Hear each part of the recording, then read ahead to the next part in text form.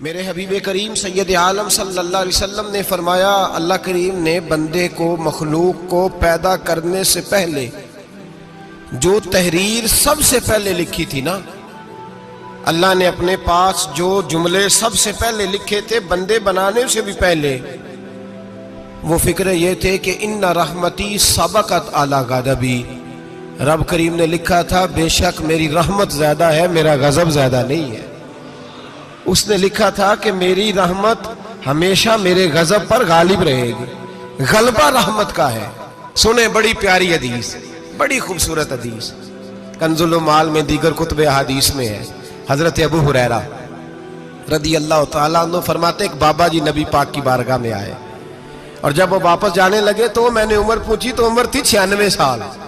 کہتے ہیں بزرگ جب آئے نا تو یہ بھویں جو ہے نا ان کی سفید ہو کے تو یوں آنکھوں پہ آ گئی، بڑی چھڑی بابا جی نے پکڑی ہوئی اور دونوں ہاتھ پکڑ کے نا چھڑی کے اوپر جھکے ہوئے ہیں ایک جانب، قربان جاؤں۔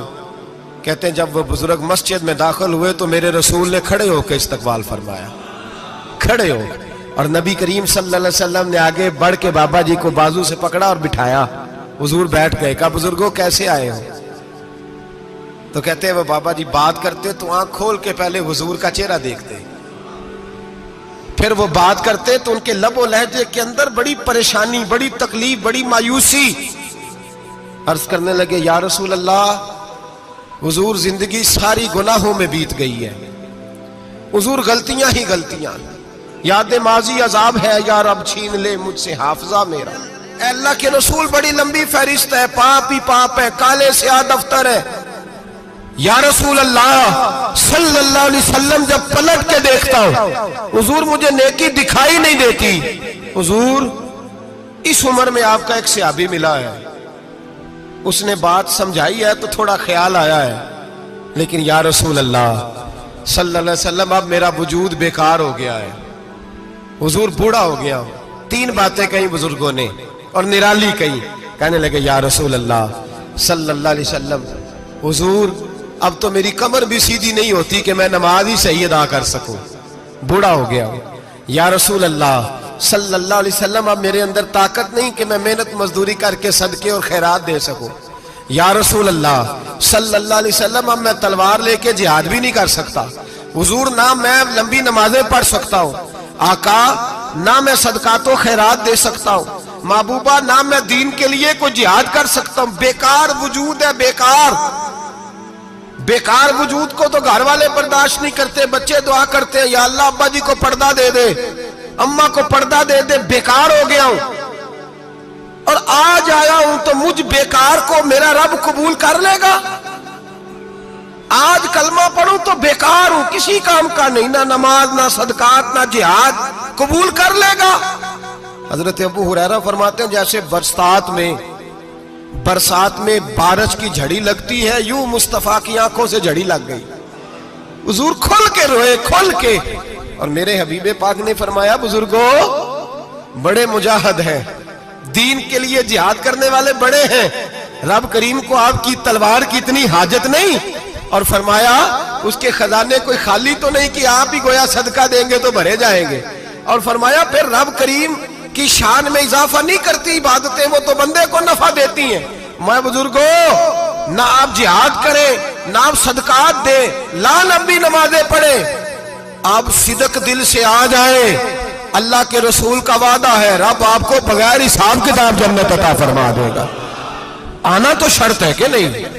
آئیں تو صحیح، نہ پہنچے تو صحیح، آ جائیں، اس کو نہیں عادت صدقات و خیرات کی، جہاد کی، تبلیغ، آئے تو صحیح نا۔ ان العبد اذا اعترف ثم تاب تاب اللہ علیہ، میرے حبیب نے فرمایا بندہ جب رو کے کہتا ہے نا یا اللہ غلطی ہو گئی معاف کر دے، فرمایا میرا مالک اسے فوراً ہی معاف فرما دیتا ہے۔ تو آ تو صحیح، تو آتا ہی نہیں، تو آ ہی نہیں رہا، تو گھر میں بیٹھا ہوا ہے، تو سویا ہوا ہے، تو دکانداری کر رہا ہے، تو پیسے گن رہا ہے، تو آیا ہی نہیں، آ تو صحیح۔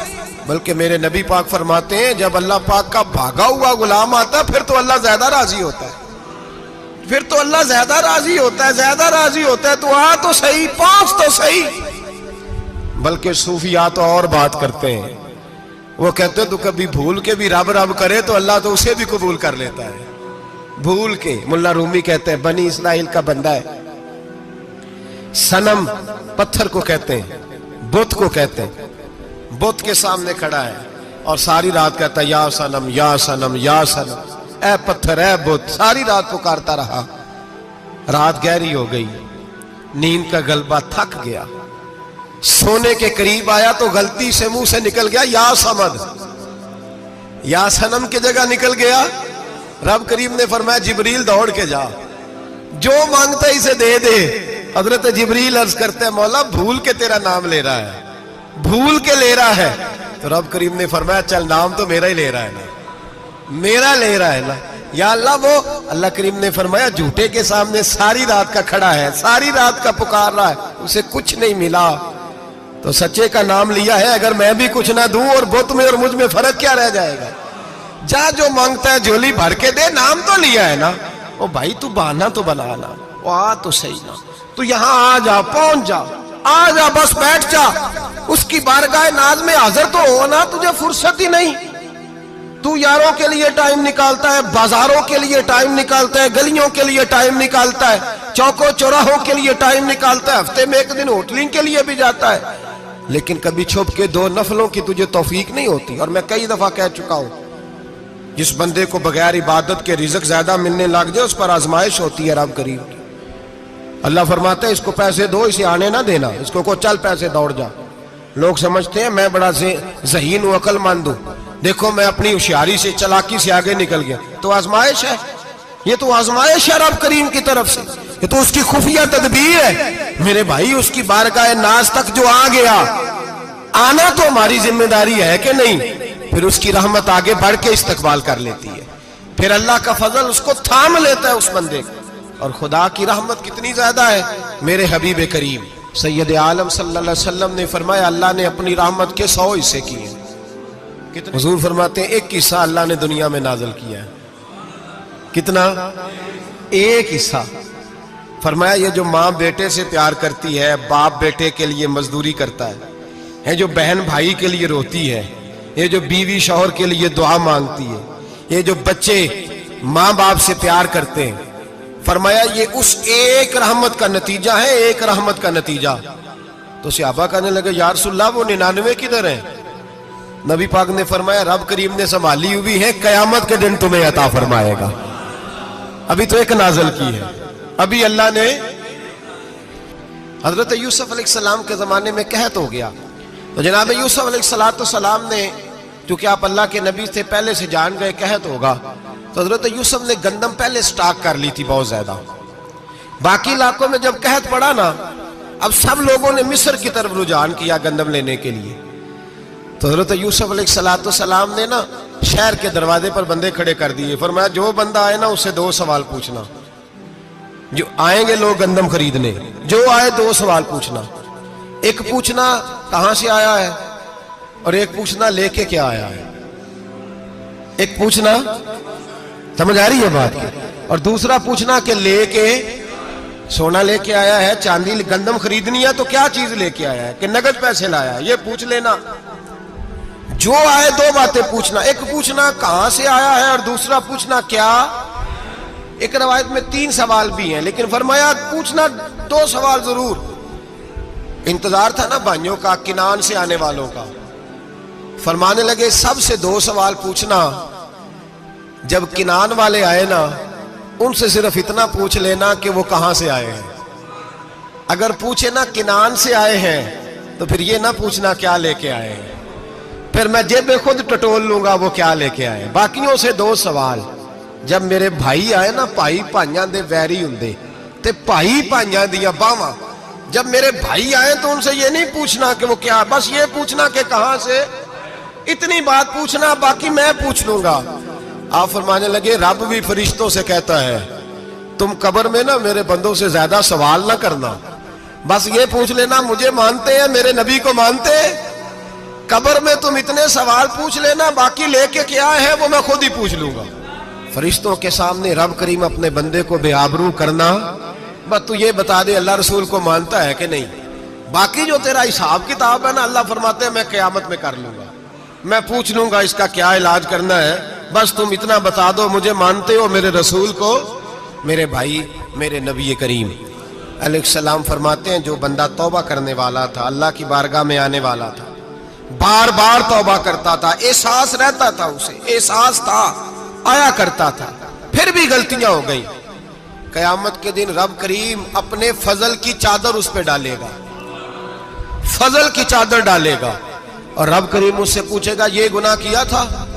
اور نبی پاک فرماتے ہیں اس نے بڑے بھی گناہ کیے، اللہ چھوٹے چھوٹے گناہوں کے بارے میں پوچھے گا، یہ غلطی کی تھی، یہ گناہ، بندہ ڈر رہا ہے، وہ کہہ رہا ہے پتہ نہیں سزا کیا ملے گی، چونکہ دنیا میں بھی ڈرتا رہا، یہاں بھی ڈر رہا ہے، شرط یہ ہے کہ احساس والا ہو، آتا رہو، پھر بھی غلطیاں ہو گئیں، خیال کرتا تھا، محنت کرتا تھا، نیک ہونے کی جدوجہد کرتا تھا، کوتاہیاں رہ گئیں، یہ گناہ کیا تھا یا اللہ بھول گیا تھا، یہ گناہ کیا اللہ مجھ سے غلطی ہو گئی، یہاں بھی کیا تھا یا اللہ غلطی ہو گئی۔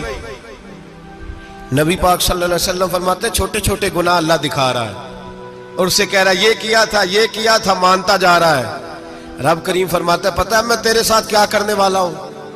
ٹانگیں کانپ گئیں، یا اللہ پتہ نہیں۔ فرمایا میں تجھے ان گناہوں کے بدلے نیکیاں دینے لگا ہوں، ان گناہوں کے بدلے نیکیاں۔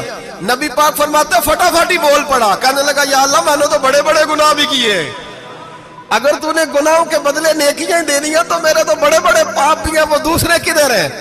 میرے حبیب کریم علیہ الصلوۃ والسلام فرماتے ہیں رب مسکرائے گا جو رب کی شان کے لائق ہے۔ اللہ فرمائے گا تیرے دل میں احساس تھا، تو آیا کرتا تھا، تو توبہ کرتا تھا، تو میری بارگاہ ناز میں آتا تھا، پتہ تیرے اوپر چادر کیوں ڈالی ہے؟ یا اللہ نہیں، فرمایا میں تجھے اپنی رحمت کی چادر میں چھپا کے جنت میں داخل کرنا چاہتا ہوں۔ میرے بھائی تو آ تو صحیح، تو پہنچ تو صحیح۔ میرے نبی کریم علیہ الصلوۃ والسلام نے ایک دن صحابہ سے پوچھا ایک بات تو بتاؤ، بخاری مسلم کی حدیث ہے، یا رسول اللہ پوچھئے۔ نبی پاک صلی اللہ علیہ وسلم نے فرمایا اگر کوئی آدمی صحرا میں سفر کر رہا ہو، بہت بڑا صحرا ہو، اونٹ پر اس کا سفر ہو اور اس نے اونٹ پر کھانے پینے کا سامان باندھا ہو، پیسے بھی رکھے ہو، پانی بھی رکھا ہو، تھک گیا سفر کرتا کرتا، درخت کی ایک ٹہنی کے ساتھ اونٹ کی نکیل باندھی اور درخت کے نیچے لیٹ گیا آرام کرنے کے لیے۔ اللہ کے حبیب فرماتے ہیں اچانک اس کی آنکھ لگ گئی، جب جاگا تو اس نے دیکھا کہ اونٹ تو غائب ہو گیا ہے، اب نہ کھانا ہے، نہ پانی ہے، نہ پیسے ہیں، اور صحرا بڑا لمبا ہے، پیدل سفر بھی نہیں کر سکتا۔ تھوڑا سا ڈھونڈا، پھر موت کا انتظار کرنے لگا، سوچنے لگا اب موت آئے گی، اب مر جاؤں گا۔ اللہ کے محبوب فرماتے ہیں تھوڑی دیر گزری، جب بالکل مایوس ہو گیا تھا تو اچانک نظر پڑی تو اونٹ اس کا سامنے کھڑا تھا۔ نبی پاک صحابہ سے پوچھتے ہیں بتاؤ، اس کی کل کائنات اجڑ گئی تھی، راز ضائع ہو گئی تھی، ہر شے لٹ گئی تھی، دوبارہ اسے مل گئی ہے، بتاؤ اسے کتنی خوشی ہوگی؟ صحابہ کہنے لگے یا رسول اللہ نئی زندگی مل گئی اس بندے کو، وہ ساری دنیا سے زیادہ راضی ہے۔ تو میرے کریم رسول صلی اللہ علیہ وسلم نے فرمایا رب کریم کا نافرمان بندہ جب اس کی بارگاہ میں آ کے توبہ کرتا ہے تو اللہ اس سے بھی زیادہ راضی ہو جاتا ہے۔ نافرمان جب آ کے کہتا ہے یا اللہ معاف کر دے، آئندہ نہیں کرتا، میں اللہ تو راضی ہو جاتا ہے۔ اور حبیب پاک علیہ السلام فرماتے ہیں وہ اتنا کریم ہے، جب بندہ اپنے رب سے صلح کر لیتا ہے، توبہ کر لیتا ہے، تو اللہ زمین کو کہتا ہے تو بھول جا میرے بندے نے گناہ کیا ہی نہیں، آسمان سے کہتا تو بھول جا میرے بندے نے گناہ کیا ہی نہیں۔ پھر رب کریم فرشتوں سے فرماتا ہے کہ مٹا دو جو تم نے لکھا تھا، میں نے اپنے بندے کے ساتھ صلح کر لی ہے۔